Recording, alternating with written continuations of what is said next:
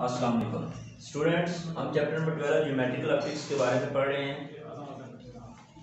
हमने पिछले चैप्टर में एप्लीकेशंस पढ़ी है, मैग्नीफाइंग। पिछले टॉपिक में एप्लीकेशन के बारे में हमने पढ़ा है। तो नेक्स्ट जो टॉपिक आ रहा है वो था हमारा लेंसेज के बारे में था। इसमें लेंस कहाँ कहाँ इस्तेमाल होते हैं। तो ये जो आ रहा है एस्ट्रोनॉमिकल टेलीस्कोप। टेलीस्कोप में लेंस का क्या काम है, ठीक है। पहले तो आपको टेलीस्कोप के बारे में पता होना चाहिए कि टेलीस्कोप क्या होती है। टेलीस्कोप एक ऐसा आला है जिससे हम दूर की चीज़ों को बिल्कुल क्लियर देख सकते हैं, ठीक है। जितने भी हम दूर की चीज़ें हैं उसकी मदद से हम टेलीस्कोप की मदद से हम देख सकते हैं। ये ज़्यादातर जो है टेलीस्कोप इस्तेमाल प्लैनेट्स को चेक करने के लिए, देखने के लिए, सितारों को, चाँद को और दूर की चीज़ों को देखने के लिए इस्तेमाल होती है। तो इसकी डेफिनेशन सबसे पहले आपको बताता हूँ कि telescope is a device which is used to see. It is a device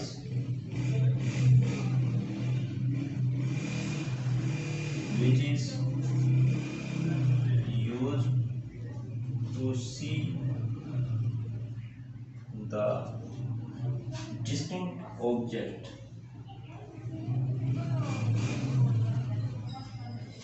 clear. यानी दूर की चीज़ों को हम एक ऐसा आला जिसकी मदद से हम दूर की चीज़ों को बिल्कुल क्लियर देख सकते हैं। तो ये ज़्यादातर जो है ये प्लैनेट्स, स्टार्स और मून के लिए इस्तेमाल होती है। जिस तरह आपने कंपाउंड माइक्रोस्कोप में लेंस के बारे में पढ़ा है, यहाँ पे भी कंपाउंड ये है कि सिंपल जो टेलीस्कोप होती है इसमें दो कन्वेक्स लेंस लगे होते हैं।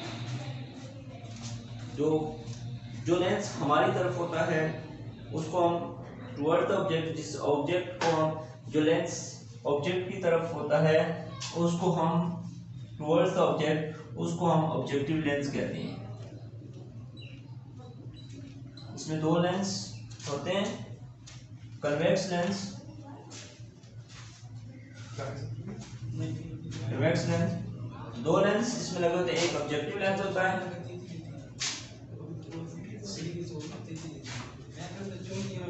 ऑब्जेक्टिव लेंस, ठीक है। दूसरा जो है जो लेंस ऑब्जर्वर जो होता है वो ऑब्जर्वर की तरफ, उसे हम आई पीस लेंस कहते हैं।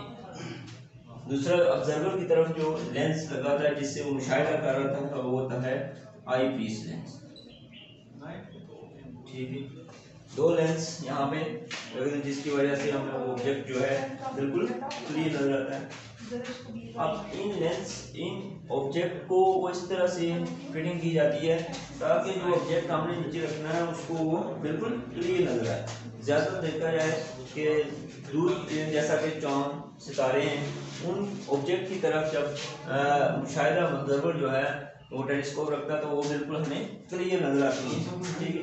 तो जो उस वक्त जो लेंस हैं वो एक पॉइंट पे फोकस हो गए, वो एक जगह जाती है ताकि जो है ऑब्जेक्ट वो हमें बिल्कुल क्लियर नजर आए, ठीक है। The image A B lies the focus. यहाँ पे हम देखेंगे आई पीस और ऑब्जेक्टिव लेंस में कि जो ऑब्जेक्टिव लेंस होता है उसको हम फोकल लेंथ ऑफ एम, इसको नोट करते हैं, फोकल लेंथ ऑफ ऑब्जेक्ट और focal length of I piece, ठीक है।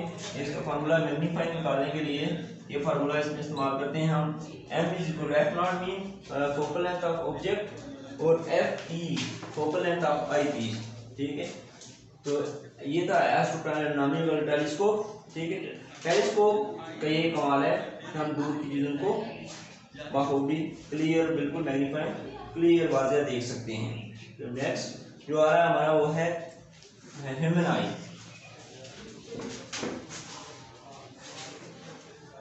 इंसानी आंख।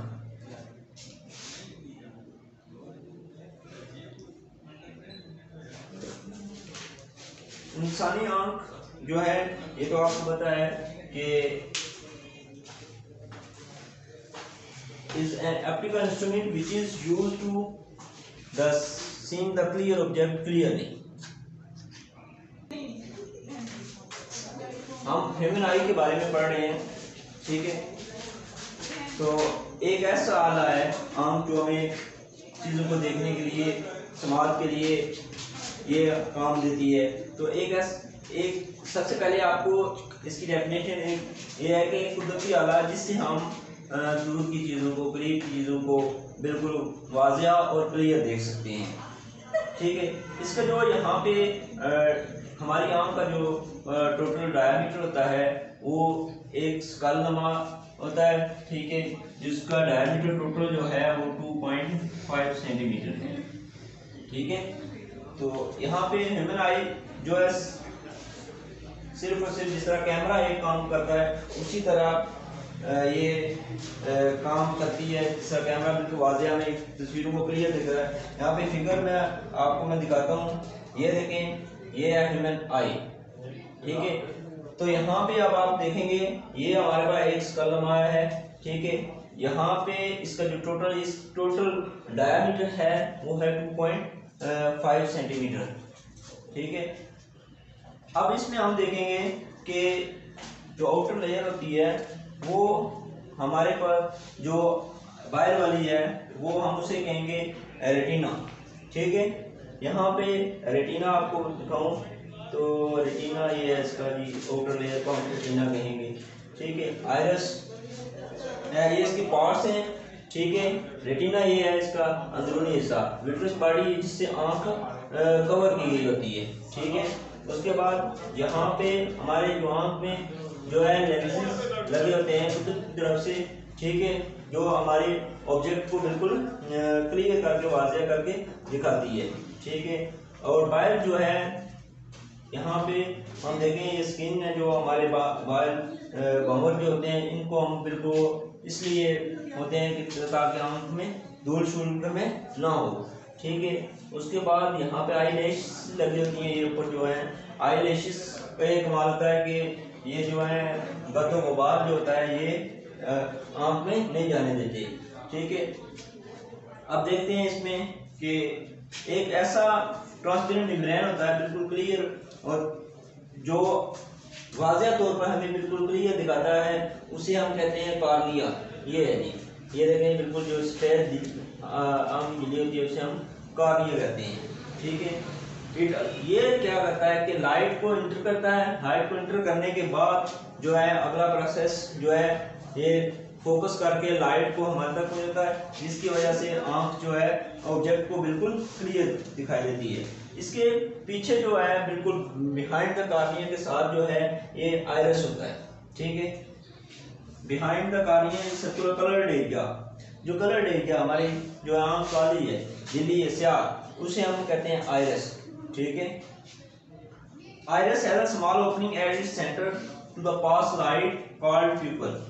अब इसके साथ जो होता है देखिए ये प्यूपल होता है। ठीक है, ये बिल्कुल आँख के घेरा होता है। ठीक है, ये क्या करता है, इसका एक काम होता है कि जितनी भी लाइट तेजी से आ रही है चाहे स्लो आ रही है, ठीक है, तो ये लाइट को एंटरिंग करने से पहले ये उसके साइज ऑफ पीपल को चेंज कर देता है, जिसकी वजह से ऑब्जेक्ट हमें बिल्कुल क्लियर नजर आती हैं। ठीक है, जो ही क्या होता है कि लाइट रे इस पे पड़ती है तो ये इल्यूमिनेट हो जाता है, जिसकी वजह से हमें चीज़ों को बिल्कुल वाज़िया और क्लियर नजर आना शुरू हो जाती हैं।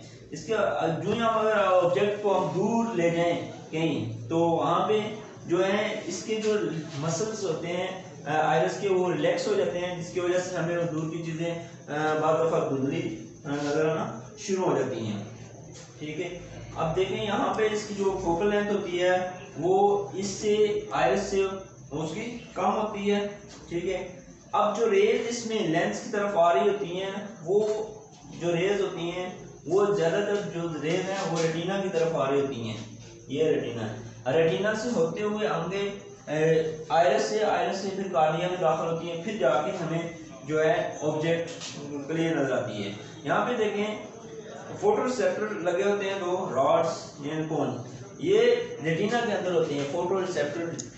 ठीक है, तो ये बिल्कुल इस रेटिना के अंदर होते हैं। ठीक है, जो हमें इन दो रॉड लगते हैं, एक रॉड और दूसरा कोन होता है। ठीक है, जिसकी वजह से हमें वो बिल्कुल ऑब्जेक्ट क्लियर दिखाई देता है।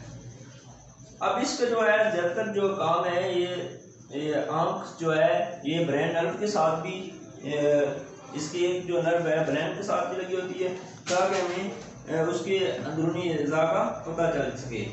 अब जो ही हम दूर दूर जाते जाएंगे तो रेटिना जो है वो हमारे फोकसिंग लाइट जो है वो नज़र जो है उस तरह की फोकस नहीं होती, जिसकी वजह से हम दूर की चीज़ों को नहीं क्लियर देख सकते। ठीक है, और अब जो बाकी तमाम जो हिस्सा है जिससे घेरा होता है उसको हम कहते हैं झिल्ली नुमा घेरा होता है, जिसको हम कहते हैं एक्वस चैम्बर। इसको क्या कहा जाता है? Aqueous chamber.